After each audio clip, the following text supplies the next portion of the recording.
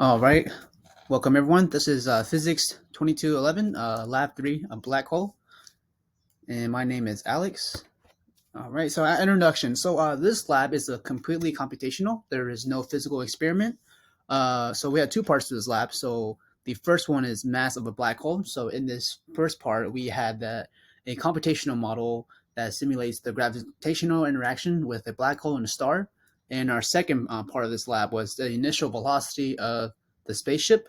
So we used a computational model to find the initial velocity from the spaceship to fly close to the black hole without hitting the black hole or the planet systems.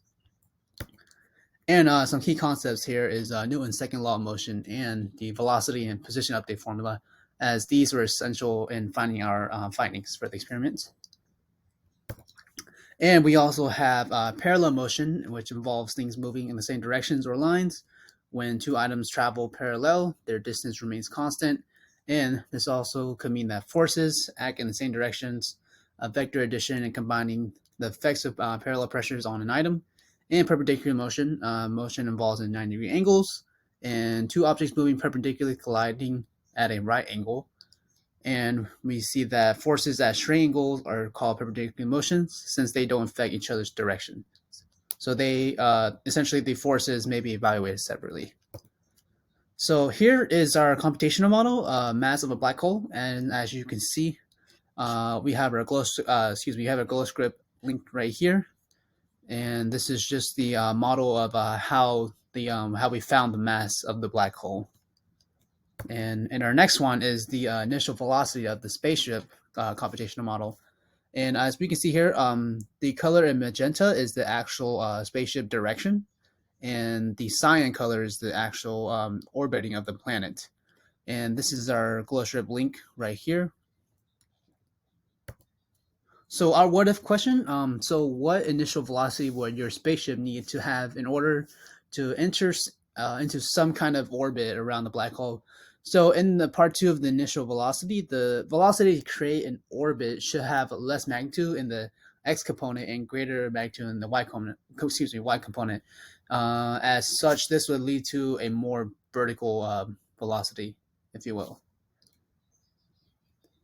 And what does it mean? So how the net force and its parallel and perpendicular components are different from the rate of change of momentum and its parallel and perpendicular components. So we see that net force parts has a vector sum of all forces on an item and its net force. And it shows it deposits the external variables and affects the object's motion overall. And parallel net forces act in objects' velocities, the direction. So it regulates the object's speeds throughout time, and the net forces are perpendicular components opposes the object of motion, so it alters the object's direction without speed. And the parts of a momentum change rate, so is essentially known as impulse, and is the rate of momentum change in net force on items times force duration.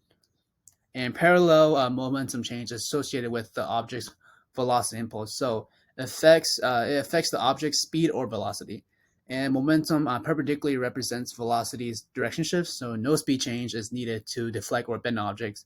So basically, in summary, the net force and its components focuses on dynamic of forces act on an object, whereas the rate of change of momentum and its components examine both magnitude and direction of motion.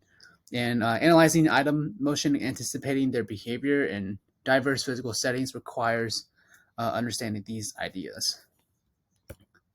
So some possible errors is that it could be human calculations and rounding decimals as such for like velocity and force values. And this also includes underestimating or overestimating velocities and force